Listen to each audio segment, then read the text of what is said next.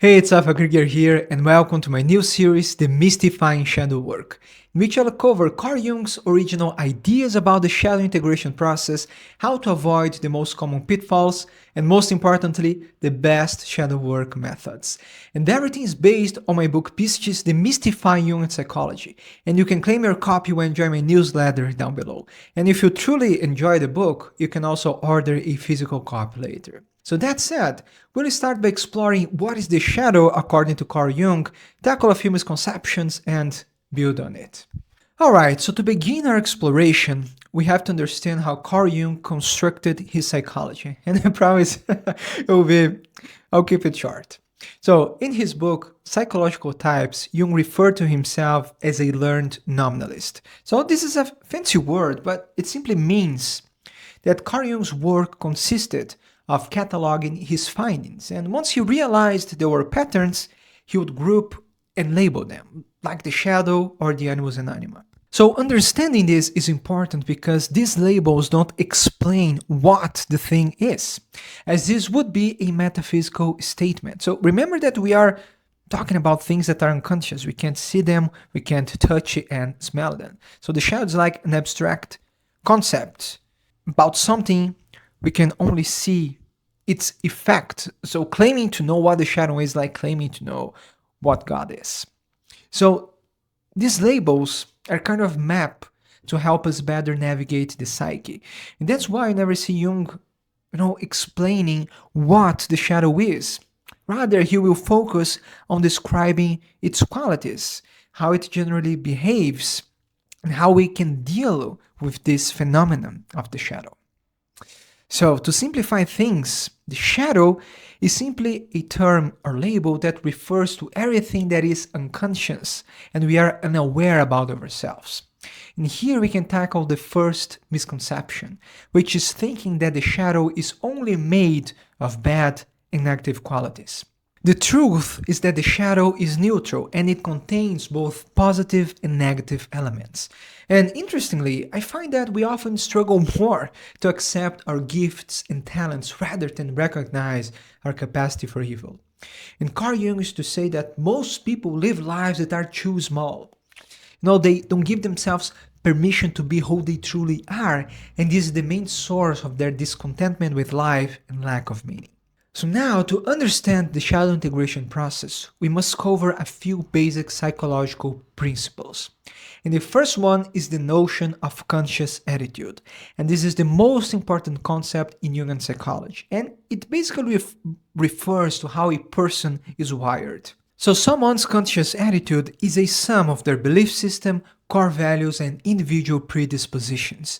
And we can also add their typology. So a more introverted or extroverted orientation and a dominant function.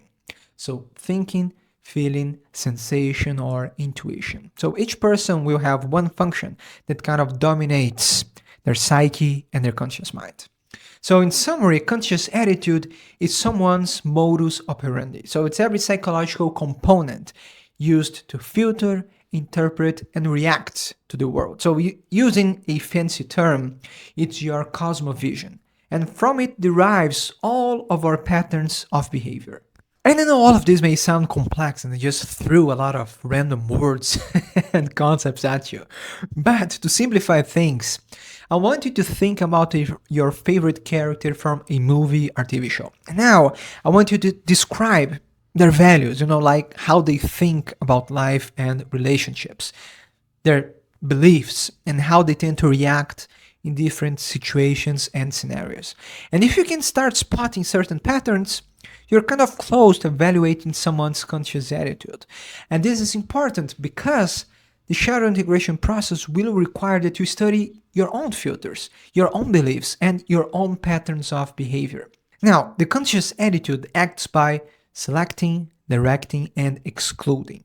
And the relationship between conscious and unconscious is compensatory and complementary. And you don't have to understand all of this except this one thing. Everything that is incompatible with the values of the conscious attitude will be relegated to the unconscious. For instance, someone extremely oriented by logic won't be able to access their own feelings and emotions, and in turn, someone driven by their moods and feelings won't be able to make logical sense of things. So, in summary, everything that our conscious mind judges as bad, negative, or inferior somehow will form our shadow.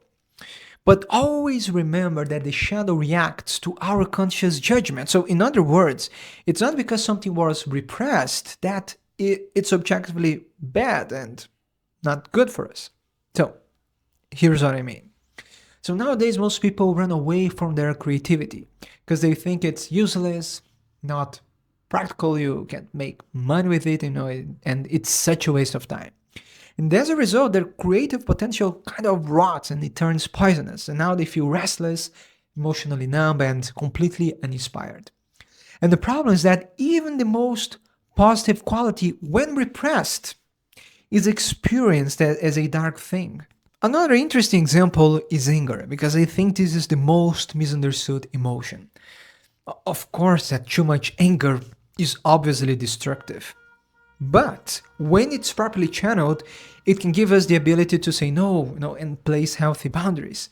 And healthy aggression provides us with the courage to end toxic relationships, resolve conflicts intelligently, and it gives us the grit to conquer our objectives and overcome challenges.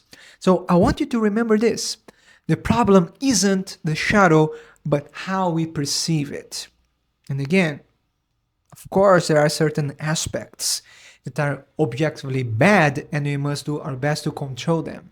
And when it comes to dark impulses, I find that the best way to deal with them is by focusing on sublimation through art and creativity.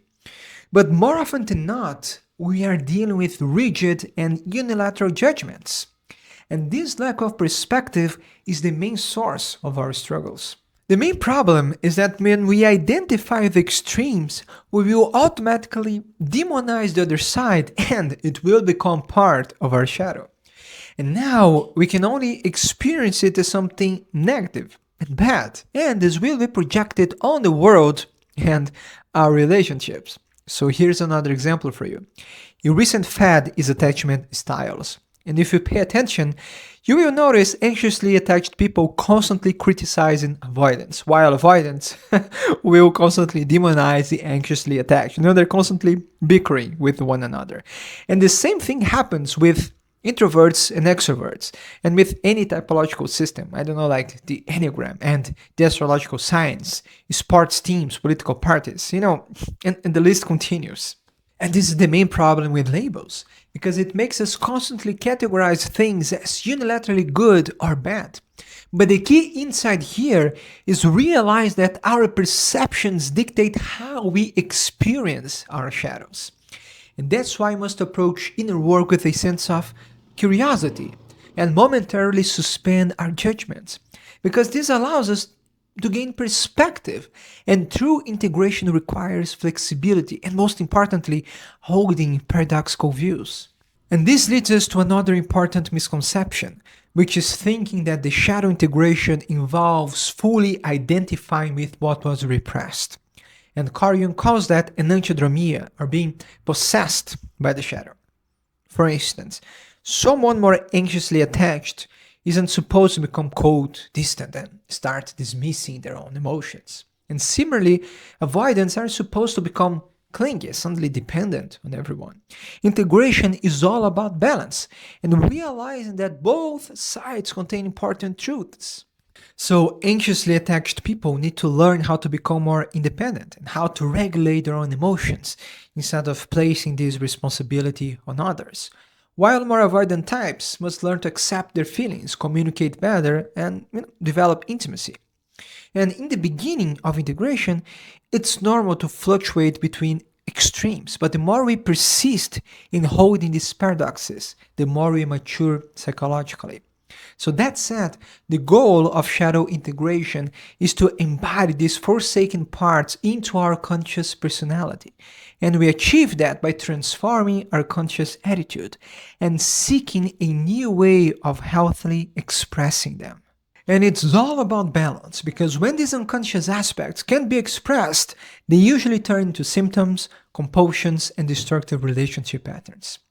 And this leads us to the most important aspect of shadow integration, dealing with our own complexes.